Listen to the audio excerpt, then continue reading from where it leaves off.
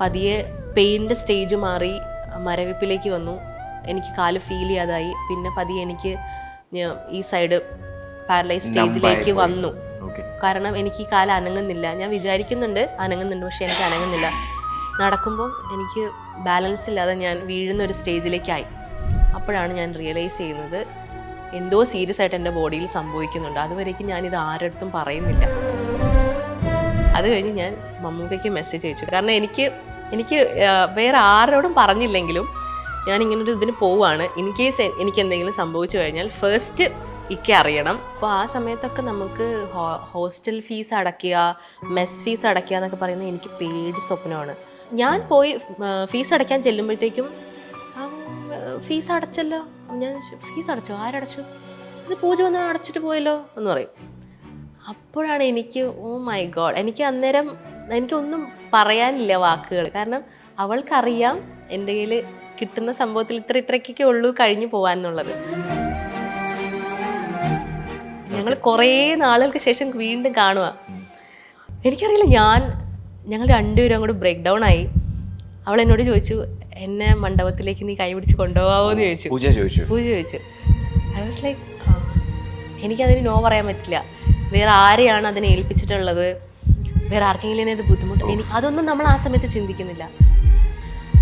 ഞങ്ങൾ രണ്ടുപേരുമാണ്. പിന്നെ ഞാനാണ് അവളെ കൈ പിടിച്ച മണ്ഡപത്തിലേക്ക് കൊണ്ടുപോയത്. അവളെന്നോട് പറഞ്ഞു, ഇത് കഴിയുന്നവരെ നീ ഇവിടുന്ന് പോകരുത്, മണ്ഡപത്തിൽ തന്നെ നിന്നോളാം എന്ന് പറഞ്ഞു.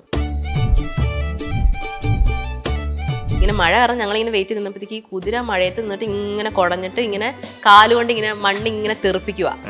അപ്പോൾ ഞാനിങ്ങനെ കുറേ നേരം കുതിരയെ നോക്കി നിൽക്കുക. അപ്പോൾ ആ കാലുകൊണ്ട് തെറിപ്പിക്കുന്നത് എനിക്ക് വർക്കായി.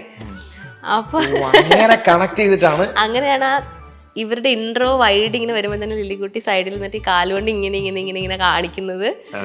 അങ്ങനെ ഫസ്റ്റ് ചാടിയപ്പോൾ തന്നെ സുരാട്ടൻ ചിരിച്ചു. റീടേക്ക്. രണ്ടാമത്തെ ചാട്ടം ഞാൻ ചിരിച്ചു. റീടേക്ക്. നിവിൻ ചേട്ടൻ വിളിച്ചിട്ട് എന്നോട് ആദ്യം ചോദിച്ചു, എടീ നിനക്ക് തമിഴ് പടം ചെയ്യാൻ താല്പര്യമുണ്ടോ എന്ന് ചോദിച്ചു. അപ്പം ഞാൻ പറഞ്ഞു ചെയ്യാലോ.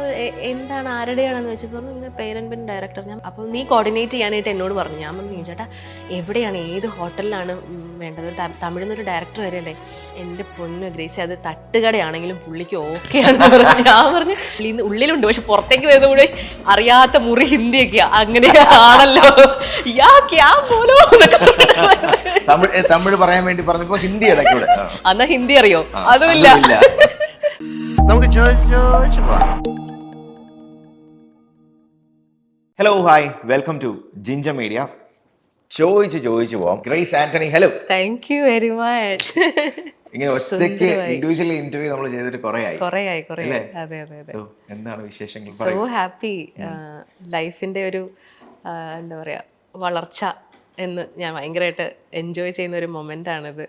സ്വപ്നം കണ്ട വഴികളിലൂടെ സഞ്ചരിച്ചുകൊണ്ടിരിക്കുന്നു. ഇപ്പം മലയാളം മൂവീസിൽ ഉപരി നോക്കുമ്പോൾ എനിക്കൊന്ന് പേരൻപിന്റെ ഡയറക്ടർ റാം സാർ അല്ലേ?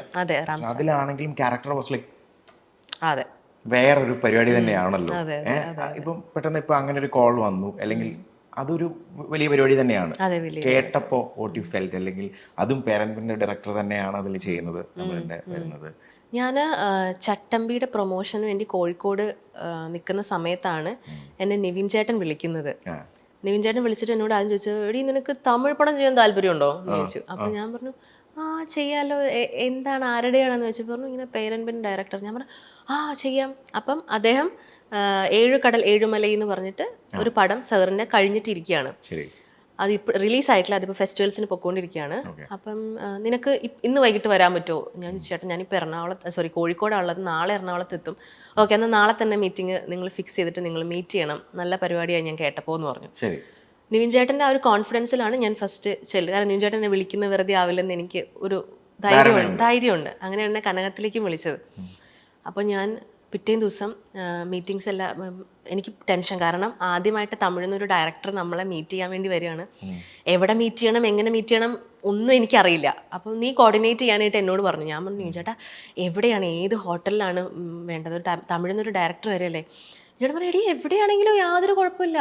ഞാൻ പറഞ്ഞു, അപ്പോൾ ഇവിടുത്തെ ബെസ്റ്റ് നോക്കുക ഹയാത്ത്. ഓക്കെ, ഹയാത്ത്. ഞാൻ ഇത് പറയുക കേട്ടോ, എൻ്റെ ടെൻഷൻ കൊണ്ട് ഞാൻ പറയുന്നത്. അപ്പം ഹയാത്ത്. അപ്പോൾ എൻ്റെ പൊന്നു ഗ്രേസി, അത് തട്ടുകടയാണെങ്കിലും പുള്ളിക്ക് ഓക്കെ ആണെന്ന് പറഞ്ഞു. ഞാൻ പറഞ്ഞു, നമ്മുടെ ഒരു ഇമാജിനേഷൻ വെച്ച്. ഞാൻ പറഞ്ഞു സീരിയസ്ലി? അപ്പോൾ പറഞ്ഞു നീ എന്താ വെച്ചാൽ കുഴപ്പമില്ല, സാറ് പറഞ്ഞു ഹയാത്ത് കുഴപ്പമില്ല, അവിടെ മീറ്റ് ചെയ്യാം എന്ന് പറഞ്ഞു. അതായത് സാറ് പറയുന്നത് എൻ്റെ കംഫർട്ടിന് അവിടെയാണെങ്കിൽ അങ്ങനെ എന്ന രീതിയിൽ അദ്ദേഹം ചിന്തിച്ചിട്ട് അപ്പൊ ഞാൻ ചിന്തിച്ചു ഓക്കെ വേണ്ട, ഇവിടെ എന്തെങ്കിലുമൊക്കെ ആണെങ്കിൽ ക്രൗഡൊക്കെ വന്നു കഴിഞ്ഞാൽ അത് ബുദ്ധിമുട്ടായാലോ എന്ന് വിചാരിച്ചിട്ട് ചെന്നു കണ്ടു. ഫസ്റ്റ് കണ്ടപ്പോൾ തന്നെ എനിക്ക് ആകെ ടെൻഷനായി, കാരണം എനിക്ക് തമിഴ് ഉള്ളിലുണ്ട്, പക്ഷെ പുറത്തേക്ക് വരുന്ന കൂടെ അറിയാത്ത മുറി ഹിന്ദിയൊക്കെയാ, അങ്ങനെ ആണല്ലോ. തമിഴ് പറയാൻ വേണ്ടി പറഞ്ഞപ്പോ ഹിന്ദി എന്നാ ഹിന്ദി അറിയോ? അതുമില്ല. അപ്പൊ ഞാൻ പറഞ്ഞു സാറിനോട് ചോദിച്ചു തമിഴ് പറഞ്ഞാൽ മനസ്സിലാവോ? ഞാൻ പറഞ്ഞു സാർ മനസ്സിലാവും, തെരിയും, നിങ്ങ പേസുങ്കോ എന്നൊക്കെ പറഞ്ഞുകൊണ്ട് ഇരുന്നു. അങ്ങനെ സാർ തമിഴിൽ ഞാൻ പറഞ്ഞു. അങ്ങനെ അദ്ദേഹം തമിഴിൽ നരേറ്റ് ചെയ്യാൻ തുടങ്ങി. ഒരു പോയിന്റ് കഴിഞ്ഞപ്പോൾ എനിക്ക് ഒന്നും മനസ്സിലാവണില്ല.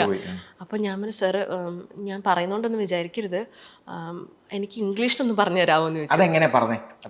ഞാൻ ഇംഗ്ലീഷ് പറഞ്ഞു, can you please speak in English, എനിക്ക് I don't understand what you are saying എന്ന് പറഞ്ഞപ്പോൾ അദ്ദേഹം പറഞ്ഞു അയ്യോ അത് നേരത്തെ പറയാൻ പാടില്ലായിരുന്നില്ലേ, എനിക്കും കംഫർട്ടബിൾ അതാണെന്ന് പറഞ്ഞിട്ട് അദ്ദേഹം ഇംഗ്ലീഷിൽ നരേറ്റ് ചെയ്യുന്നു. അപ്പോഴാണ് ഞാൻ ഇതായിരുന്നു ഇത്ര നേരം പറഞ്ഞത്. കാരണം എനിക്ക് തമിഴിന്റെ ABCD അവര് പ്രോപ്പർ തമിഴ് ആൾക്കാർ സംസാരിക്കുന്നത് എനിക്ക് മനസ്സിലാവില്ല, നമ്മളൊന്നും സംസാരിക്കുന്നത് തമിഴേ അല്ലാതെ എനിക്ക് അപ്പോഴാണ് മനസ്സിലായത്. അങ്ങനെ അദ്ദേഹം ഫുൾ സബ്ജക്റ്റ് പറഞ്ഞു. ഞാൻ അപ്പോഴേ ഓക്കെയാണ്, മനസ്സിൽ ഞാൻ ഇന്നാണ്, പക്ഷെ ഞാൻ പറഞ്ഞില്ല അത്. കാരണം എനിക്ക് പണ്ടോട്ടുള്ളൊരു ടെൻഷൻ എന്ന് പറഞ്ഞു കഴിഞ്ഞാൽ കുമ്പളങ്ങിക്ക് ശേഷം എനിക്ക് കുറേ തമിഴ് ഓഫേഴ്സ് വന്നിരുന്നു, പക്ഷെ അതെല്ലാം ക്യാരക്ടർ റോൾസ് അങ്ങനെയായിരുന്നു വന്നിരുന്നത്, പക്ഷെ നല്ല സിനിമകളായിരുന്നു. അപ്പോൾ എന്നോട് കൂടെ വർക്ക് ചെയ്യുന്ന ഡയറക്ടേഴ്സൊക്കെ പറഞ്ഞിട്ടുണ്ട് തമിഴിൽ നിന്നൊക്കെ കോള് വന്നാൽ തന്നെ നമ്മൾ ആദ്യം ചെയ്യുന്നത് ഈ ക്യാരക്ടർ റോളാണെങ്കിൽ പിന്നെ നമ്മൾ അങ്ങനെ തന്നെ ആയിരിക്കും ഫുൾ ലോങ് റൺ ചെയ്യുക. അപ്പം നിനക്ക് താല്പര്യം മെയിൻ ലീഡ് ചെയ്യണമെന്നുണ്ടെങ്കിൽ അതിനുവേണ്ടി വെയിറ്റ് ചെയ്യാന്ന് പറഞ്ഞിട്ട് ഞാൻ പിന്നെ അതിനുവേണ്ടി തന്നെയായിരുന്നു വെയിറ്റ്. നല്ലൊരു ബാനർ, നല്ലൊരു പ്രൊഡക്ഷൻ, നല്ലൊരു പടം, അതിന് വേണ്ടിയിട്ടായിരുന്നു വെയിറ്റ് ചെയ്തിരുന്നത്. അപ്പോഴാണ് ഈ കോള് വരുന്നത്. അപ്പോൾ എൻ്റെ തലയിൽ കൂടെ എല്ലാം കുമ്പളങ്ങി തൊട്ടുള്ള ചോദ്യങ്ങൾ ഇങ്ങനെ വന്നുകൊണ്ടിരിക്കുക. ഞാൻ പറഞ്ഞു സാർ എനിക്ക് ഒരു ദിവസത്തെ സമയം തരണം, എനിക്ക് പറ്റുമെങ്കിൽ സ്ക്രിപ്റ്റ് ഒന്ന് തരാമോ എന്ന് ഞാൻ ചോദിച്ചു. അപ്പം അദ്ദേഹം ഇങ്ങനെ ഇരുന്നിട്ട് സ്ക്രിപ്റ്റ് ഇല്ല ഗ്രേസ് എന്ന് പറഞ്ഞു, സ്ക്രിപ്റ്റേ കിടയാതെ. അപ്പം ഞാൻ I will send you the synopsis എന്ന് പറഞ്ഞു. ഓക്കെ മതി, നമുക്കത് മതി. അങ്ങനെ വീട്ടിൽ ചെന്നു. നിവിൻചേട്ടൻ അപ്പം തന്നെ വിളിച്ചു പറഞ്ഞു. അപ്പോൾ നിവിൻചേട്ടൻ നീ വായിക്കൊന്നും വേണ്ട, നീ അത് ചെയ്തോ, ധൈര്യമായിട്ട് ചെയ്തോ എന്ന് പറഞ്ഞു. എന്നാലൊരു പേടിക്ക് ഞാൻ സിനോപ്സിസ് ഫുള്ള് വായിച്ചു. സിനോപ്സിസിൽ കാര്യമായിട്ടൊന്നുമില്ല, കഥ മാത്രമേ ഉള്ളൂ. പക്ഷെ ഓക്കെ ഞാൻ സാർ ഞാൻ ഇന്നാണ്, നമുക്ക് ചെയ്യാം എന്ന് പറഞ്ഞു. അങ്ങനെ ഞാൻ ഈ പ്രോജക്റ്റിലേക്ക് ഇന്നാവുന്നത്. ഞാൻ ഇന്നാവുന്ന സമയത്ത് 25 days ആയിരുന്നു എനിക്ക് വേണ്ടിയിരുന്നത്. സിനിമ തീർന്നപ്പോൾ 90 ദിവസം എടുത്തു പറഞ്ഞിരുന്നത്. 90 days. കാരണം അവിടെ സിനിമ തുടങ്ങുന്നത് തന്നെ എന്നെ വെച്ചിട്ടാണ് തുടങ്ങുന്നത്. കോയമ്പത്തൂർ എനിക്കൊരു 10 days ഷെഡ്യൂളിലാണ് എന്നെ വെച്ച് തുടങ്ങുന്നത്. കാരണം സാറിന് ഭയങ്കര കൺസേൺ ഉണ്ടായിരുന്നു, ഞാൻ തമിഴ് പഠിക്കണം, തമിഴ് പറയണം, ഞാൻ തന്നെ ഡബ് ചെയ്യണം എൻ്റെ. അപ്പം സാറിന് ഞാൻ മലയാളി ആയതുകൊണ്ട് എന്നെ വെച്ച് തന്നെ തുടങ്ങിയിട്ട് വേണം അതിന് സാറിന് ഒരു ഗ്രാഫ് കിട്ടാനായിട്ട്. എനിക്കാണെങ്കിൽ ആകെ ടെൻഷൻ. കാരണം പക്ഷേ he was such a cool guy, എന്നെ ഒട്ടും പ്രഷർ എടുപ്പിച്ചിട്ടില്ല. ഇപ്പം എനിക്ക് തമിഴ് അത്യാവശ്യം മര്യാദയ്ക്ക് പറയാനും പറ്റും, പറഞ്ഞാൽ എനിക്ക് കേൾക്കാനും പറ്റും, മനസ്സിലാക്കാനും പറ്റും. അതായത് നമ്മൾ ചില പ്രോജക്റ്റിലേക്ക് ഇന്നായി കഴിഞ്ഞിട്ടുണ്ടെങ്കിൽ നമ്മൾ ബാക്കിയുള്ള കാര്യങ്ങളെല്ലാം മറന്നു പോകും. കാരണം ആ പ്രോജക്റ്റിൽ നമ്മളുടെ ഒരു വിശ്വാസവും പ്രോജക്റ്റിനോട് അല്ലെങ്കിൽ അതിൻ്റെ ഒരു എനർജി നമുക്ക് കിട്ടിക്കഴിഞ്ഞിട്ടുണ്ടെങ്കിൽ നമ്മൾ പിന്നെ ബാക്കി എല്ലാ കാര്യങ്ങളെയും പറ്റി വിട്ടു. കാരണം അതിൻ്റെ എക്സാമ്പിൾ എന്ന് പറഞ്ഞാൽ എനിക്ക് അവിടെ വെച്ച് ഡിസ്ക് ബൾജ് വരുന്നുണ്ട്. ഡിസ്ക് ബൾജിൻ്റെ പെയിൻ എന്ന് പറഞ്ഞു കഴിഞ്ഞാൽ അൺസഹിക്കബിൾ ആണ്. അതെ, പക്ഷേ എനിക്ക് ആക്ഷന് മുന്നേ എനിക്ക് അൺസഹിക്കബിൾ പെയിനാണ്. പക്ഷെ ഞാൻ ആരുടെ പറയില്ല, കാരണം അവിടെ ആ മലയിലേക്കുള്ള പെർമിഷൻ നമുക്ക് വളരെ കുറച്ച് ദിവസമേ ഉള്ളൂ. അപ്പം ഞാനിത് പറഞ്ഞു കഴിഞ്ഞിട്ടുണ്ടെങ്കിൽ എനിക്കറിയാം പെർമിഷൻ പ്രശ്നമാകും, ഇത് കഴിഞ്ഞ് ഇത്ര ആക്ടേഴ്സിൻ്റെ ബുദ്ധിമുട്ടുകളുണ്ടാവും. പക്ഷെ ആക്ഷൻ പറഞ്ഞു കഴിഞ്ഞാൽ പിന്നെ എൻ്റെ വേദനയൊക്കെ എനിക്ക് അറിയില്ല ഇത് എവിടെ നിന്നാണ് വരുന്നതെന്നുള്ളത്, എനിക്കതെല്ലാം പോകും. ഏത് മൂവിയാണെങ്കിലും ആക്ഷൻ എനിക്ക് അതിലേക്ക് ഇന്നായി കഴിഞ്ഞാൽ പിന്നെ ഞാൻ ആ പെയിനെ ഞാൻ കൺവേർട്ട് ചെയ്തിട്ട് വേറെ എന്താണോ പരിപാടി അതിലേക്ക് ഡൈവേർട്ട് ചെയ്ത് വിടും. അതങ്ങനെ ചെയ്യരുത് എന്നുള്ളത് എനിക്ക് അത് കഴിഞ്ഞ സിനിമ ശേഷമാണ് ഞാൻ അത് മനസ്സിലായി. കാരണം കണ്ടിന്യൂസ് ഇതിങ്ങനെ വന്ന് സ്മോൾ ബഡ്ജറ്റ് അത് വലുതായി ലാർജായി, പതിയെ പെയിൻ്റെ സ്റ്റേജ് മാറി മരവിപ്പിലേക്ക് വന്നു, എനിക്ക് കാല് ഫീൽ ചെയ്യാതായി, പിന്നെ പതിയെ എനിക്ക് ഈ സൈഡ് പാരലൈസ് സ്റ്റേജിലേക്ക് വന്നു. കാരണം എനിക്ക് ഈ കാല് അനങ്ങുന്നില്ല, ഞാൻ വിചാരിക്കുന്നുണ്ട് അനങ്ങുന്നുണ്ട്, പക്ഷെ എനിക്ക് അനങ്ങുന്നില്ല. നടക്കുമ്പം എനിക്ക് ബാലൻസ് ഇല്ലാതെ ഞാൻ വീഴുന്ന ഒരു സ്റ്റേജിലേക്കായി. അപ്പോഴാണ് ഞാൻ റിയലൈസ് ചെയ്യുന്നത് എന്തോ സീരിയസ് ആയിട്ട് എൻ്റെ ബോഡിയിൽ സംഭവിക്കുന്നുണ്ട്. അതുവരേക്കും ഞാനിത് ആരുടെ പറയുന്നില്ല. അതായത് സിനിമയിലേക്ക് സെറ്റിൽ ഞാനിത് ആരുടെ ഞാൻ പറഞ്ഞില്ല. അതിനുശേഷം അത് തെറ്റായിപ്പോയി. അതങ്ങനെ ചെയ്യരുതായിരുന്നു. നമ്മുടെ ഹെൽത്ത് നമ്മൾ നോക്കണം എന്നുള്ളത് പിന്നെയാണ്, പ്രയോറിറ്റി നമ്മൾ കൊടുക്കണം എന്നുള്ളത് പിന്നെയാണ്. അതിനുശേഷം ഞാൻ 2 പടം കമ്മിറ്റ് ചെയ്ത് ഒരു വെബ് സീരീസ് നമ്മുടെ ലില്ലിക്കുട്ടിയൊക്കെ ചെയ്യുന്നത് ആ സമയത്താണ്. അപ്പോൾ അതിൻ്റെ ഇടയ്ക്ക് മെഡിക്കേഷനുണ്ട്. ഈ മെഡിക്കേഷൻ ഇത്രയും സ്റ്റിറോയിഡ്സും സംഭവങ്ങളും ആസ്മയുടെ പ്രശ്നങ്ങളും ഇൻഹേലറും എല്ലാം എടുക്കുന്നതുകൊണ്ട് എനിക്ക് വെയിറ്റ് ഗെയിൻ ചെയ്യുവാണ്. ഞാൻ എത്ര എനിക്ക് കാരണം ഈ പെയിൻ ഉള്ളതുകൊണ്ട് എന്നെക്കൊണ്ട് വർക്കൗട്ട് ചെയ്യാൻ പറ്റുന്നില്ല. അപ്പം എനിക്ക് ഫുഡ് എത്ര കൺട്രോൾ ചെയ്താലും എനിക്ക് വെയിറ്റ് ലോസ് ആവുന്നില്ല. കയറുന്നതുകൊണ്ട് കാണുമ്പോൾ എല്ലാവരും പറയും എന്താണ് ഇങ്ങനെ വണ്ണം വെച്ചിരിക്കുന്നതെന്ന് ചോദിക്കുമ്പോഴും നമുക്ക് ഈ സ്റ്റോറി എല്ലാം നമുക്ക് ഇവരോട് പറയാനായിട്ട് പറ്റില്ലല്ലോ. അങ്ങനെ കഴിഞ്ഞ വർഷം സെപ്റ്റംബറിലാണ് പോയി സർജറി ചെയ്തത്. അതെ, അത് എടുത്ത് റിമൂവ് ചെയ്തു. റിമൂവ് ചെയ്യുന്ന സ്റ്റോറി ആയിരുന്നു. ഞാൻ ഹോസ്പിറ്റലൈസ് ആയി കഴിഞ്ഞപ്പോഴത്തേക്കും ഞാൻ സാറിനെ വിളിച്ചു. സാർ, അപ്പൊ എന്നെ സാർ ഡോൺ എന്നാ വിളിക്കുന്നത്. റാം സാറിനെ ഡോൺ എന്നാ വിളിക്കുന്നത്. ഹായ് ഡോൺ, എന്നാ എപ്പടി இருக்கீங்க? ഞാൻ സാർ ஹாஸ்பிடல்ல இருக்கீங்க சார். என்னாச்சு? சார் நம்ம பல்ஜ் இல்ல சார். பல்ஜ் என்னாச்சு சார்? அது ரிமூவ் பண்றதுக்கு வந்தேன் சார். பண்ணிட்டு வா. എടുത്തിട്ട് വരാൻ പറയുന്ന പോലെ. ഞാൻ പറഞ്ഞു sir I am going for actual surgery sir, real surgery. பரவாயில்ல Grace, I will pray for you, no problem. எல்லாம் பண்ணி நல்லா வா. இதுக்கப்புறம் നമുക്ക് எவ்வளோ நாள் ரெஸ்ட் இருக்கும் sir? 1 month bed rest sir പറഞ്ഞു. ஓகே, அது கொஞ்சம் 2 months ரெஸ்ட் போட்டு നമുക്ക് அதுக்கப்புறம் டப் ஸ்டார்ட் பண்ணலாமா? Okay sir, okay after 2 months பார்க்கலாம் சார். ഓക്കേ. അങ്ങനെ പക്ഷെ ഞാൻ ഫസ്റ്റ് റാം സാറിനെ വിളിച്ചു. ഞാൻ പറഞ്ഞു. അത് കഴിഞ്ഞ് ഞാൻ മമ്മൂക്കയ്ക്ക് മെസ്സേജ് അയച്ചു. കാരണം എനിക്ക് വേറെ ആരോടും പറഞ്ഞില്ലെങ്കിലും ഞാൻ ഇങ്ങനൊരു ഇതിന് പോവാണ്. ഇൻ കേസ് എനിക്ക് എന്തെങ്കിലും സംഭവിച്ചു കഴിഞ്ഞാൽ ഫസ്റ്റ് ഇക്കെ അറിയണം. അല്ലെങ്കിൽ ഞാൻ പറഞ്ഞത് എനിക്കിങ്ങനെ ഞാൻ പറഞ്ഞിട്ടുണ്ട് എനിക്ക് വയ്യായിരുന്നു, അപ്പം ഇങ്ങനെ ഇതിന് പോവാണ്, സർജറിക്ക് പോവാണ് ഇക്ക എന്ന് പറഞ്ഞിട്ട് ഞാനൊരു മെസ്സേജ് അയച്ചു. ഇക്ക പറഞ്ഞു I will pray for you എന്ന് പറഞ്ഞിട്ട് റിപ്ലൈ തന്നു. ഫോൺ മാറ്റി സൈലൻ്റ് ആയി എയർപ്ലെയിൻ മോഡിൽ വെച്ചിട്ടാണ് ഞാൻ സർജറിക്ക് പോകുന്നത്. അപ്പോൾ ഈ 2 വ്യക്തികളോടാണ് ഞാൻ പറഞ്ഞിട്ട് പോയത്. വേറെ ആർക്കും അറിയത്തില്ലായിരുന്നു ഇങ്ങനൊരു സംഭവം ഉണ്ട് എന്നുള്ളത്, ആരോടും പറഞ്ഞിട്ടില്ല. ഇപ്പൊ എല്ലാം ഓക്കെ, ചിൽ. ഇപ്പം കനകം കാമിനിയുടെ നിവിന്റെ കാര്യം പറഞ്ഞിട്ട് ഞാൻ ചോദിക്കണം. എനിക്ക് തോന്നുന്നു കനകം കാമിനിയുടെ സെറ്റ് ആക്ച്വലി ഫണ്ണായിരുന്നു, നല്ല ഫണ്ണായിരുന്നു. അപ്പൊ അതില് എനിക്ക് നിവിൻ പറഞ്ഞിരുന്നു അതൊരു പശു ഓടിക്കുന്ന എന്തോ സീൻ വന്നപ്പോ നിവിൻ നൈസായിട്ട് ജീവനും കൊണ്ടങ്ങ് പോയി.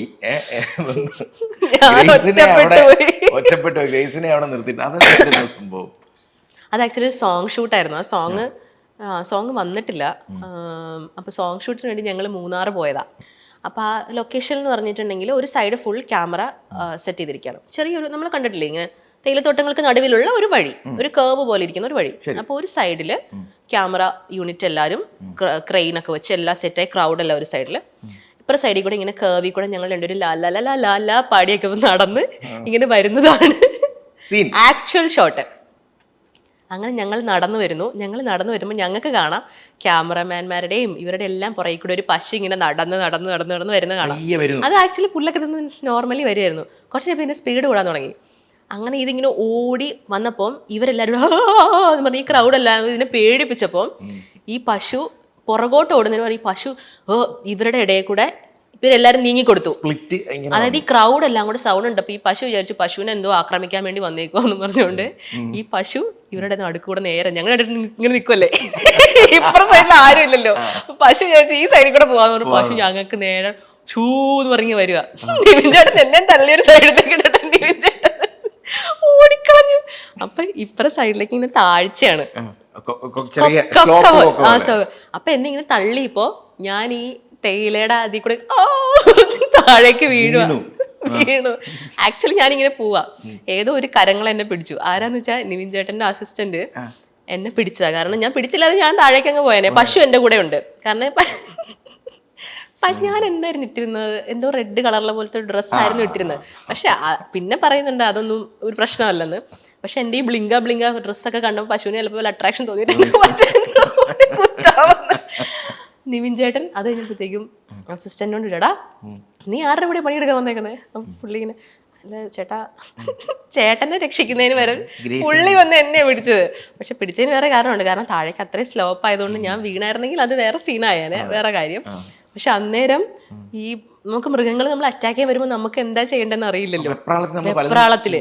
പക്ഷെ എനിക്ക് എപ്പോഴും അറിയാം, എന്നെ ഇപ്പൊ എന്തെങ്കിലും പട്ടി ഓടിക്കോ അങ്ങനെ എന്തെങ്കിലുമൊക്കെ ഒരു സാഹചര്യം ഞാൻ പറയുവാണ്, ഇപ്പൊ പൂച്ച കടിക്കാൻ വന്നൊക്കെ ഞാൻ അനങ്ങില്ല, ഞാൻ ഇങ്ങനെ നിൽക്കത്തേ ഉള്ളൂ. കാരണം നമ്മളും കൂടെ ഭയങ്കരമായിട്ട് പേടിയുണ്ട്. അവർക്ക് ഭയങ്കരമായിട്ട് നമ്മുടെ എനർജി അറിയാൻ പറ്റും, അവർക്ക് അറിയാൻ പറ്റും നമ്മുടെ എനർജി. എൻ്റെ വീട്ടിലൊരു ഡോഗ് ഉള്ളതുകൊണ്ട് എനിക്ക് നല്ലോണം അറിയാൻ പറ്റും. അറ്റാക്ക് ചെയ്യാൻ വരുമ്പോൾ നമ്മുടെ എനർജി നോക്കി അവർക്ക് ഭയങ്കരമായിട്ട് അത് റിഫ്ലക്ട് ചെയ്യും.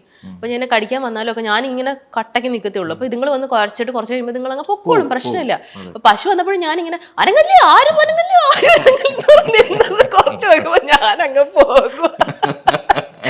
ഞാൻ പറഞ്ഞു, നിങ്ങൾ എന്ത് മനുഷ്യരാണോ, നിങ്ങൾ എന്ത് എവിടത്തെ പ്രൊഡ്യൂസറാണോ, നിങ്ങൾ നായകനൊക്കെ മാറ്റിയേക്ക്, നിങ്ങളൊരു പ്രൊഡ്യൂസർ അല്ലേ ഈ പടത്തിന്റെ, നിങ്ങൾ ഇങ്ങനെയാണോ ചെയ്യേണ്ടത്? അതെ, പുള്ളി ഉള്ളതുകൊണ്ട് പുള്ളിയെ ഞാൻ നമിച്ചു. ഭയങ്കര ഫണ്ണായിരുന്നു. പിന്നെ പശു അത് കഴിഞ്ഞ് കുറെ കഴിഞ്ഞ പശു അങ്ങ് പോയി. പശു ഇതൊക്കെ വല്ല അറിയുന്നുണ്ട്. അപ്പൊ റീസെന്റ് നോക്കുമ്പോൾ ജോസ്റ്റാൻ എന്നെ ഇഷ്ടമാണോ പറ, ആ സംഭവം ഉണ്ടല്ലോ, അതെനിക്ക് തോന്നുന്നു അത് ഗ്രേസിനെ പോലെ തന്നെ മേക്കപ്പ് ഒക്കെ ചെയ്ത് ഗ്രേസ് നിൽക്കുന്ന പോലെയും ഏകദേശം ഒക്കെ നിങ്ങളുടെ ഒരു സിമിലർ ഫേസ് ഒക്കെ ആയിട്ട് അതിന് ഗ്രേസ് കമന്റും ചെയ്തിട്ടുണ്ട്. അത് ഇത് വൺ ഓഫ് ദ റീൽ കുറേ പേര്, ഇവൻ ചെറിയ പിള്ളേർ വരെ ചെയ്തിട്ടുണ്ട്, ഞാൻ കണ്ടിട്ടുണ്ട്. ആ ഒരു പെർട്ടിക്കുലർ സീനെ പറ്റി പറയാൻ എന്താ? ഇത് ആക്ച്വലി എനിക്ക് തോന്നുന്നു ലൊക്കേഷൻ പത്തനംതിട്ടയാണെന്ന് തോന്നുന്നത് എടുത്തത്. അപ്പം സുരാജേട്ടൻ്റെ കൂടെയുള്ള എൻ്റെ ആദ്യത്തെ കോമ്പിനേഷൻ അങ്ങനെയുണ്ടായിരുന്നു. അപ്പോൾ സുരാജേട്ടൻ അറിയത്തില്ല ഞാനിത് എന്താ ചെയ്യാൻ പോകണമെന്നുള്ളത്. സുരാജേട്ടൻ ലൊക്കേഷനിലേക്ക് വന്നു. അപ്പോൾ ഭയങ്കര മഴ, നമുക്ക് സീനിൽ മഴ വേണ്ട. അങ്ങനെ കുറേ നേരം വെയിറ്റ് ചെയ്തു. അപ്പം നമ്മൾ ഓൾറെഡി നമ്മൾ സീനൊക്കെ വായിച്ചൊന്ന് പ്രിപ്പയർ ചെയ്തിട്ടായിരിക്കും വരിക എങ്ങനെയാണ് ചെയ്യേണ്ടതെന്നുള്ളത്. അപ്പോൾ സീനിൽ എഴുതി വെച്ചിട്ടുണ്ട്, ലില്ലിക്കുട്ടി ഇങ്ങനെ ചാടി ചാടി വരുന്നു. അങ്ങനെ എങ്ങനെ ചാടണം, ഏത് ടൈപ്പ് ചാട്ടമാണ് വേണ്ടത്, സൈഡാണോ ഫ്രണ്ടാണോ അതോ ഭയങ്കരമായിട്ട് ചാടുവാണോ, അങ്ങനെയൊന്നും അതിനകത്തൊന്നും ഉണ്ടാവില്ല. നമ്മൾ തന്നെ ക്രിയേറ്റ് ചെയ്ത് എടുക്കേണ്ട ഒരു സ്പേസ് ആണത്. അപ്പം സുരാജേട്ടൻ വന്നു. ഞാൻ ചോദിച്ചു, ചേട്ടാ അത് എങ്ങനെയാണ് ചെയ്യേണ്ടത് എന്ന് ചോദിച്ചപ്പോൾ ഗ്രേസിൻ്റെ ഇഷ്ടത്തിന് അങ്ങ് ചെയ്തോളാൻ പറഞ്ഞു. അപ്പോഴാണ് ആ വീട്ടിൽ ഒരു കുതിരയുണ്ട് സീനിൽ കണ്ടു, നമ്മുടെ ലില്ലിക്കുട്ടിയുടെ വീട്ടിലൊരു കുതിരയുണ്ട്. അപ്പൊ ഇങ്ങനെ മഴ കാരണം ഞങ്ങളിങ്ങനെ വെയിറ്റ് ചെയ്ത് നിന്നപ്പോഴത്തേക്ക് ഈ കുതിര മഴയത്ത് നിന്നിട്ട് ഇങ്ങനെ കുടഞ്ഞിട്ട് ഇങ്ങനെ കാലുകൊണ്ട് ഇങ്ങനെ മണ്ണിങ്ങനെ തെറിപ്പിക്കുക. അപ്പോൾ ഞാനിങ്ങനെ കുറെ നേരം കുതിരയെ നോക്കി നിൽക്കുക. അപ്പൊ ആ കാലുകൊണ്ട് തെറിപ്പിക്കുന്നത് എനിക്ക് വർക്കായി. അപ്പൊ അങ്ങനെയാണ് ഇവരുടെ ഇൻട്രോ വൈഡ് ഇങ്ങനെ വരുമ്പോൾ തന്നെ ലില്ലിക്കുട്ടി സൈഡിൽ നിന്നിട്ട് ഈ കാലുകൊണ്ട് ഇങ്ങനെ ഇങ്ങനെ ഇങ്ങനെ ഇങ്ങനെ കാണിക്കുന്നത്. അങ്ങനെയാണ് എനിക്കത്. ഇത് എങ്ങനെ പോയാലും കുതിര ഇവളുടെ വീട്ടിലുള്ളതുകൊണ്ട് ഇവള് കുതിരയായിട്ട് ഇടയ്ക്കൊക്കെ ഒന്ന് ഫുഡൊക്കെ കൊടുക്കാൻ ചെല്ലുന്നുണ്ടാവും, അങ്ങനെ എന്തെങ്കിലുമൊക്കെ കാണുമല്ലോ ഡെയിലി. അപ്പൊ എന്തെങ്കിലും ഒരു റിഫ്ലക്ഷൻ സിമിലാരിറ്റി വേണം എന്നുള്ളത് എനിക്കുണ്ടായിരുന്നു. അങ്ങനെയാണ് അതിട്ടത്. അത് ഞാൻ ചെയ്തപ്പോൾ സുരാജേട്ടൻ ചിരിച്ചിട്ട് ഇല്ലില്ല, ഞാൻ ഈ സാധനം കാലുകൊണ്ട് ചെയ്തപ്പോൾ തന്നെ സെറ്റിൽ എല്ലാവരും ചിരിച്ചു. അപ്പോൾ ഞാൻ ചെയ്തത് പാളിപ്പോയോ? അപ്പോഴത്തേക്കും ഡയറക്ടർ ഇല്ല അത് തന്നെ ചെയ്തോളാൻ പറഞ്ഞു. അങ്ങനെ അത് കട്ട് ചെയ്തിട്ട് വീണ്ടും റീടേക്ക് എടുത്തു. ഫസ്റ്റത്തിൽ എല്ലാവരും ചിരിച്ചിട്ട് റീടേക്ക് എടുത്തു. റീടേക്കിലും സുരാജേട്ടൻ ചിരിച്ചിട്ട് വീണ്ടും ഒന്നുകൂടെ പോയി. എല്ലാ സീനിലും ഇതുപോലെ റീടേക്ക് പോകുന്നുണ്ട്. അത് കഴിഞ്ഞിട്ടുള്ള ഷോട്ടായിരുന്നു ചാടി ചാടി വരുന്നത്. അപ്പം ലിറ്ററലി മഴ പെയ്തിട്ട് ഇങ്ങനെ ചെളിഞ്ഞ് കിടക്കുക അവിടെ. നോർമലി എനിക്ക് ചാടാൻ പറഞ്ഞാൽ ഞാൻ ഭയങ്കരമായിട്ട് ചാടിക്കഴിഞ്ഞാൽ തെന്നിപ്പോവും, കുഴഞ്ഞ് അങ്ങനെ കിടക്കുക മണ്ണില്ല. അപ്പോൾ ഒരു പരിധി കൂടുതലെങ്കിൽ ഞാൻ പക്ഷെ വിചാരിച്ച നല്ല ചാട്ടം, ഒന്നാമത്തെ ചാട്ടത്തിന് അങ്ങ് എത്തുക എന്നുള്ളതായിരുന്നു. പക്ഷെ അതെന്തായാലും നടക്കില്ല. അങ്ങനെയാണ് 2-3 ചാട്ടമാക്കിയത്. അതായത് ഡയലോഗ്സിന്റെ ഇടയിൽ സ്പ്ലിറ്റ് ചെയ്തുള്ള ചാട്ടം പിടിക്കാന്നുള്ള രീതിയിൽ അങ്ങനെ ഡയറക്ടറോട് ചോദിച്ചിട്ട് അങ്ങനെ ചാടി. ഫസ്റ്റ് ചാടിയപ്പോൾ തന്നെ സുരാജേട്ടൻ ചിരിച്ചു, റീടേക്ക്. രണ്ടാമത്തെ ചാട്ടം ഞാൻ ചിരിച്ചു, റീടേക്ക്. അങ്ങനെ പക്ഷെ പല റീടേക്കുകളും ഒന്നൊന്ന് ബെറ്റർ ആക്കാനുള്ളതായിരുന്നു നമുക്ക്. ചാൻസസ് നമ്മൾ ആൾക്കാർ, അതായത് നമുക്ക് ഭയങ്കര ഒരു എനർജി, ഓക്കെ ഇത് വർക്കാവുന്നുണ്ട് എന്നുള്ളത്. അങ്ങനെയാണ് ഈ സാധനം എടുത്തത്. അതിന് ശേഷമാണ് ജാതിക്ക കിട്ടുന്നത്. ജാതിക്ക കിട്ടിക്കഴിഞ്ഞപ്പോൾ ആദ്യം മാങ്ങയായിരുന്നു എങ്ങാണ്ട് സ്ക്രിപ്റ്റിലുണ്ടായിരുന്നത്. അപ്പം ജാതിക്കയുടെ ഒരു പ്രശ്നം എന്ന് പറഞ്ഞാൽ നമുക്ക് വിചാരിക്കുന്ന പോലെ കടിച്ചെടുക്കാൻ പറ്റില്ല. മാങ്ങ നമുക്ക് കടിച്ചെടുക്കാം, പക്ഷെ ജാതിക്ക കടിച്ചെടുക്കാൻ പറ്റില്ല. ജാതിക്കയിൽ നിന്ന് ഇങ്ങനെ വെള്ളം ഇങ്ങനെ ഒഴുകും. അപ്പൊ ഇത് ചവർപ്പും എല്ലാം കൂടെയാണ്, ഒരു കയ്പും ഇതെല്ലാം കൂടെയാ. അങ്ങനെ ഒരു ജാതിക്ക് കടിച്ചു, 2 ജാതിക്ക് കടിച്ചു. കാരണം ഈ കടിക്കുന്ന കൂടെ ഇങ്ങനെ വെള്ളം ഒഴുകി എൻ്റെ ഡ്രസ്സിൽ വീഴുന്നുണ്ട്. സുരാജേട്ടൻ കൊടുക്കുമ്പോൾ സുരാജേട്ടൻ്റെ ഡ്രസ്സിൽ, അപ്പോൾ സുരാജേട്ടൻ വൈറ്റ് ആയതുകൊണ്ട് ഇത് പെട്ടെന്ന് കറയാവും. അപ്പം അങ്ങനെ 1-2 തവണ ഇത് കഴിച്ചു എനിക്ക് പല്ലൊന്നും ഫീൽ ചെയ്യണ്ടായി. കാരണം ഇങ്ങനെ നമുക്ക് വല്ലാത്തൊരു ഫീലാവും പല്ലിന്. ഒരേ സാധനം തന്നെ. അങ്ങനെ അവസാനം ഞാൻ പറഞ്ഞത് ലാസ്റ്റ് ജാതിക്ക് ലാസ്റ്റ്, ഞാൻ പറഞ്ഞത് ലാസ്റ്റ് ടേക്കാണ്, ഇതിനെ കൊണ്ട് കടിക്കാൻ പറ്റില്ല, എൻ്റെ പല്ല് പൊളിച്ചിട്ട് എനിക്ക് കടിക്കാൻ പറ്റില്ല, ലാസ്റ്റ് ടേക്കാണ്. Okay ready. അങ്ങനെയാണ് ലാസ്റ്റ് ടേക്കിലാണ് ഈ സാധനം കടിച്ച്, ഞാൻ പറഞ്ഞത് കടിച്ച് തന്നെ ഇറക്കും. ഇറക്കിയിട്ട് ആ വന്ന സാധനമൊക്കെ, കാരണം എനിക്ക് കഴിക്കാൻ പറ്റാനും ഇങ്ങനെയൊക്കെ പോണതല്ലാതെ ഓർജില്ല. കാരണം ഇത് ഉപ്പും മുളകൊക്കെ ഇട്ട് കഴിക്കുമ്പോൾ നല്ല ടേസ്റ്റാ. അത് കുഴപ്പമില്ല. ഇത്തിരി വെളിച്ചെണ്ണ കൂടിയിട്ട് കഴിച്ചാൽ നല്ല സൂപ്പർ ടേസ്റ്റാ. പക്ഷെ അതല്ലാതെ നോർമലി കഴിക്കുമ്പോൾ ഇച്ചിരി പാടാ. പക്ഷെ അതെനിക്ക് തോന്നുന്നു ജാതിക്ക ആയതുകൊണ്ടാണ് അത്രയും നല്ലൊരു ഇമ്പാക്ട് ആൾക്കാർക്ക് കിട്ടിയത്. കാരണം ഡയലോഗ്സിലുണ്ട് ജാതിമരം കുലുക്കിയിട്ട പോലെ എന്ന് പറയുന്നുണ്ട്. അപ്പം അങ്ങനെയാണ് ഇതെല്ലാം കണക്ട് ചെയ്ത് വന്നത്. അതെ, സിങ്ക് ആയിട്ട് വന്നത്. റിലേഷൻ അല്ലെങ്കിൽ ബന്ധുക്കാരിൽ നിന്ന് അല്ലാതെ നോക്കുവാണെങ്കിൽ യോ one of the best friend എന്ന് പറയുന്ന ഒരു വ്യക്തി ഉണ്ടല്ലോ, എബി ഉണ്ട്, പൂജ അങ്ങനെ രണ്ടുപേരുണ്ടല്ലോ. അപ്പൊ ഇവരൊക്കെ എനിക്കൊന്ന് ഫിലിമിൽ വരുന്നതിന് മുമ്പേ കമ്പനി ആയവരല്ലേ? പൂജയായിട്ട് ഞാൻ കോളേജ് പഠിക്കുന്ന സമയം തൊട്ടേ ഉള്ളതാണ്. പൂജ ഞാനായിട്ടുള്ളൊരു കണക്ഷൻ എന്ന് പറയുന്നത് മോർ ദാൻ സിസ്റ്റർ. ഞങ്ങളൊരു, അതായത് അന്നത്തെ സമയത്ത് ഞാൻ പറഞ്ഞില്ല, ഞങ്ങൾ ഫിനാൻഷ്യലൊന്നും അത്ര സ്റ്റേബിൾ ആയിട്ടുള്ള ഒരു ഫാമിലി ആയിരുന്നില്ല ഞാൻ പഠിക്കുന്ന സമയത്തൊന്നും. അപ്പം അതെ അപ്പോൾ ആ സമയത്തൊക്കെ നമുക്ക് ഹോസ്റ്റൽ ഫീസ് അടയ്ക്കുക, മെസ് ഫീസ് അടയ്ക്കുക എന്നൊക്കെ പറയുന്നത് എനിക്ക് പേടി സ്വപ്നമാണ്. അതിൻ്റെ കൂടെ പിന്നെ ഫീസും ഉണ്ട്, ബാക്കിയുള്ള ഫീസുകളും സംഭവങ്ങളും ഒക്കെ ഉണ്ട്. അപ്പോൾ ചില സമയത്തൊക്കെ വീട്ടിൽ നിന്ന് കിട്ടുന്ന പൈസ എല്ലാത്തിനും കൂടെ തികഞ്ഞു കഴിഞ്ഞിട്ടുണ്ടെങ്കിൽ നമുക്ക് വീക്കെൻഡിൽ ഒരു ബ്രെഡ് വാങ്ങിക്കാൻ പോലും നമ്മുടെ കയ്യിൽ കാശില്ല. അപ്പോൾ ആ സമയത്ത് ഞാൻ അറിയാതെ തന്നെ ഞാൻ പോയി ഫീസ് അടയ്ക്കാൻ ചെല്ലുമ്പോഴത്തേക്കും ഫീസ് അടച്ചല്ലോ, ഞാൻ ഫീസ് അടച്ചോ, ആരടച്ചു, അത് പൂജ വന്ന് അടച്ചിട്ട് പോയല്ലോ എന്ന് പറയും. അപ്പോഴാണ് എനിക്ക് ഓ മൈ ഗോഡ്, എനിക്കൊന്നും പറയാനില്ല വാക്കുകൾ. കാരണം അവൾക്കറിയാം എൻ്റെ കയ്യിൽ കിട്ടുന്ന സംഭവത്തിൽ ഇത്രയ്ക്കൊക്കെ ഉള്ളൂ കഴിഞ്ഞു പോകാമെന്നുള്ളത്. ആ സമയത്ത് അവളത് ചെയ്യുന്നതിൻ്റെ റീസൺ എന്ന് പറഞ്ഞു കഴിഞ്ഞാൽ അവൾക്ക് നാട്ടിൽ കുറച്ച് കുട്ടികളെ പഠിപ്പിക്കാനുണ്ടായിരുന്നു. അവൾ ഡാൻസ് സ്കൂൾ നടത്തുന്നുണ്ടായിരുന്നു ആ സമയത്ത്. അപ്പം അവൾക്ക് ഏർണിങ്സ് ഉണ്ടായിരുന്നു. അതിൽ നിന്നാണ് അവൾ എന്നെ ഹെൽപ്പ് ചെയ്യാൻ വേണ്ടി ചെയ്തിരുന്നത്. ഒരിക്കലും റിട്ടേൺ ചോദിക്കുകയോ അങ്ങനെ ഒന്നും ചെയ്തിട്ടില്ല. പക്ഷേ എനിക്ക് കൊടുക്കാതിരിക്കാനും പറ്റില്ല. എന്നെക്കൊണ്ട് പറ്റുന്ന രീതിയിലെല്ലാം ഞാൻ കിട്ടുമ്പോൾ ഇതെല്ലാം റിട്ടേൺ ചെയ്യുകയും ചെയ്യും. അതാണ് എനിക്ക് ഏറ്റവും വലിയൊരു ബുദ്ധിമുട്ടെന്ന് പറഞ്ഞതാണ്. ഞാൻ പറയാതെ ചെയ്യുകയും ചെയ്തു. എനിക്കിത് റിട്ടേൺ കൊടുക്കാനുള്ളൊരു, നമ്മൾ ചോദിച്ചിട്ടാണ് തരുന്നതെന്നുണ്ടെങ്കിൽ ഇന്ന സമയത്ത് തരാമെന്നുള്ളൊരു സംഭവം ഉണ്ടല്ലോ നമുക്ക്. അങ്ങനെ ഒരു തവണയല്ല, 2 തവണയല്ല, 3 തവണയല്ല. അങ്ങനെ ഞാൻ കുറേ സമയം കഴിയുമ്പോൾ എനിക്ക് ചിന്തിക്കും, ഞാൻ പഠിച്ച് കംപ്ലീറ്റ് ചെയ്തില്ല, ഇവളും ഭയങ്കരമായിട്ടൊരു ഭാഗമായിട്ടുണ്ടല്ലോ എന്നുള്ളത്. ചില സമയത്തൊക്കെ വീക്കെൻഡിൽ നമുക്ക് ഫുഡ് ഉണ്ടാവില്ല. അപ്പോൾ ഈ ബ്രെഡ് വെച്ചാൽ നമ്മളെല്ലാവരും അഡ്ജസ്റ്റ് ചെയ്യണത്. എന്നെപ്പോലെ തന്നെ സഫർ ചെയ്യുന്ന വേറെ കുറേ കുട്ടികളുണ്ട് കേട്ടോ ക്യാമ്പസിൽ. അപ്പം ഞങ്ങൾ ഈ ബ്രെഡ് എന്ന് പറയുന്ന ഒരു പരിധി കൂടുതൽ നമുക്ക് കഴിക്കാനും പറ്റില്ല. അപ്പം ഇവള് മൺഡേ രാവിലെ വരുന്ന സമയത്ത്, അല്ലെങ്കിൽ സാറ്റർഡേ ഈവനിങ് വരും. അന്നേരം വീട്ടിൽ നിന്ന് കുറേ ഭക്ഷണമായിട്ടാണ് വരിക എനിക്ക് കഴിക്കാൻ വേണ്ടിയിട്ട്. വീട്ടിൽ നിന്ന് ഫുഡെല്ലാം കൊണ്ടുവന്ന് എന്നെ ഇതെല്ലാം ഇരുത്തി തീറ്റിച്ചിട്ടാണ്.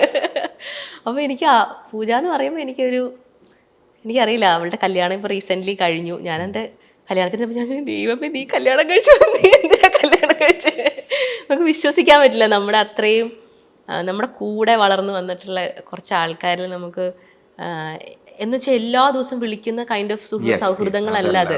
പക്ഷെ നമ്മുടെ ലൈഫിൽ നമ്മൾ ഇങ്ങനെ ആകാൻ റീസൺ ആയിട്ടുള്ള ചില വ്യക്തിത്വങ്ങളുണ്ട്. അതെ നമ്മൾ ചോദിച്ചിട്ടല്ല അത് ചെയ്യുന്നത്. അത് ചോദിക്കാതെ തന്നെ അത് കണ്ടറിഞ്ഞ് ചെയ്യുക എന്ന് പറയുന്നത് അതൊരു ഭയങ്കര ഒരു ബ്ലെസ്സിങ്. പക്ഷെ ഒരു 100 സുഹൃത്തുക്കൾ ഉള്ളതിലും അത് അവർ കംപ്ലയിൻറ്റ്സ് പറയുന്നതിൽ നല്ലതാണ് ഒരാൾ നമുക്ക് ഉള്ളത്. അത് ഭയങ്കര ഒരു ബ്ലെസ്സിങ് ആണ് എനിക്ക്. ഞാൻ കഴിഞ്ഞ ദിവസം പോലും ഞാനത് അമ്മയുടെ അടുത്ത് പറഞ്ഞായിരുന്നു. അവളുടെ കല്യാണത്തിൻ്റെ സമയത്ത് ഞാൻ അമ്മയുടെ അടുത്ത് പറഞ്ഞു, അമ്മ എനിക്ക് പോകാൻ പറ്റും തോന്നുന്നില്ല, കാരണം ഷൂട്ടുണ്ട് ആ സമയത്ത്. ഈ ഷൂട്ടിനിടെ ഞാൻ എങ്ങനെ പോയില്ലെങ്കിൽ എനിക്ക് എൻ്റെ ലൈഫ് ലോങ് ഞാൻ റിഗ്രറ്റ് ചെയ്യുന്ന ഒരു കാര്യമായിരിക്കും. കാരണം അവളുടെ ലൈഫിൽ ഏറ്റവും ഹാപ്പിയസ്റ്റ് മൊമെൻറ്റിൽ എനിക്കത് കാണാൻ പറ്റിയില്ലെങ്കിൽ ഞാൻ ലൈഫ് ലോങ് ഞാൻ റിഗ്രറ്റ് ചെയ്യുന്ന ഒരു കാര്യമായിരിക്കും അത്. അപ്പോൾ ഇത് ഞാൻ എങ്ങനെ മാനേജ് ചെയ്യും? എനിക്കാണെങ്കിൽ എനിക്ക് അവർ തരുന്നുമില്ല, എന്നെ ഷൂട്ടിംഗ് ലൊക്കേഷൻ എന്നെ വിടുന്നുമില്ല. അങ്ങനെ ഞാൻ കരഞ്ഞ് കാലുപിടിച്ച് ചേട്ടാ എനിക്കിത് പോയേ പറ്റൂ എന്ന് പറഞ്ഞിട്ട് ഞാൻ പെർമിഷൻ എടുത്തിട്ടാണ് ഞാൻ കോട്ടയം വരെ പോകണം. അങ്ങനെ ഞാൻ ഡ്രൈവ് ചെയ്ത് ഞാൻ പോയി. ചെന്നപ്പോഴത്തേക്കും ഏകദേശം തുടങ്ങാറായി. അപ്പോൾ ഇവള് കാറിലിരിക്കുക, ഇറങ്ങിയിട്ടില്ല. ഞാൻ ചെന്ന് പടച്ച് തല്ലി, ഞാൻ പുട്ട മഴ, ഇവിടെ കാറിലിരിക്കുക.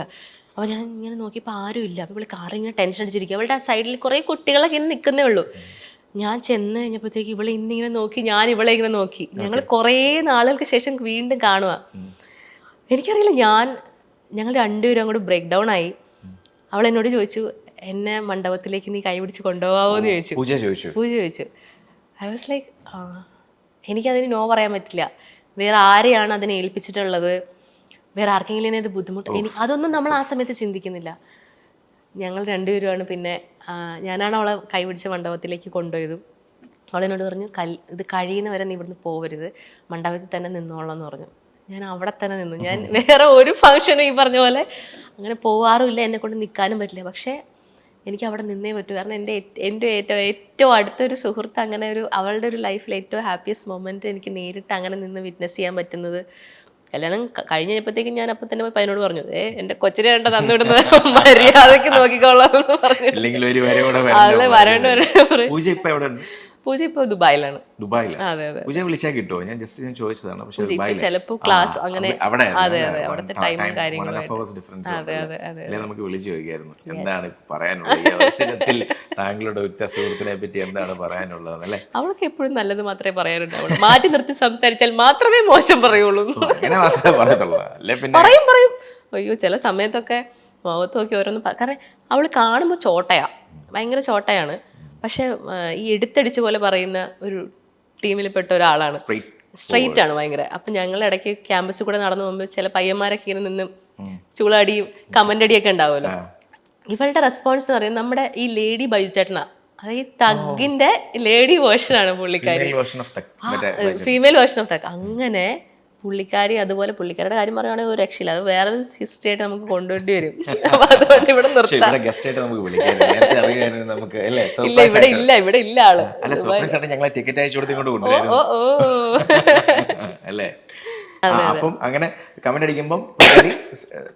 എനിക്ക് ആ സമയത്തൊക്കെ ഞാൻ ഭയങ്കരമായിട്ട്, നമ്മൾ ഭയങ്കര കാഷ്വലായിട്ടൊക്കെ നടന്നു പോകത്തല്ലേ ഉള്ളൂ. പക്ഷെ പുള്ളിക്കാരി ഒന്നും കേട്ട് നിൽക്കത്തില്ല. പുള്ളിക്കാരി എന്നെ ആര് പറയണം പുള്ളിക്കാരിക്ക് ഇഷ്ടമല്ല. എന്നെ കളിയാക്കുന്നതോ അങ്ങനെ ഒന്നും പുള്ളിക്കാരിക്ക് ഇഷ്ടമല്ല. ഞാൻ സിനിമയിലേക്ക് വന്നു കഴിഞ്ഞ് പടമൊക്കെ ഹിറ്റായി കുമ്പളങ്ങി കഴിഞ്ഞപ്പോഴത്തേക്ക് അവളോടത്ത് എല്ലാവരും പറഞ്ഞു, ഇനിയിപ്പോൾ കൂട്ടുകാരി സിനിമാ നടിയൊക്കെ ആയില്ലേ, ഇനിയിപ്പോൾ നിന്നെയൊക്കെ മറന്നു പോകും, നിന്നെയൊക്കെ ആരും മൈൻഡ് ചെയ്യത്തില്ല എന്നൊക്കെ പറയും. അപ്പോൾ വന്നിട്ട് എടി ഇന്ന ആൾക്കാർ ഇങ്ങനെയൊക്കെ പറയുന്നുണ്ട്, എന്താ മറുപടി കൊടുക്കണ്ടേ? ഞാൻ നിനക്ക് എന്താ തോന്നണേ, പോയി പണി നോക്കാൻ പറഞ്ഞു. അവൾ അങ്ങനെ തന്നെ ചെയ്യത്തുള്ളൂ. അത് തന്നെ പറയുള്ളൂ. അപ്പോൾ ഒരു വലിയ ഹൈ, ഒരു ബിഗ് ഹൈ. Yes yes. പൂജയ്ക്ക്, ദുബായിലുള്ള പൂജയ്ക്ക് ഒരു ബിഗ് ഹൈ.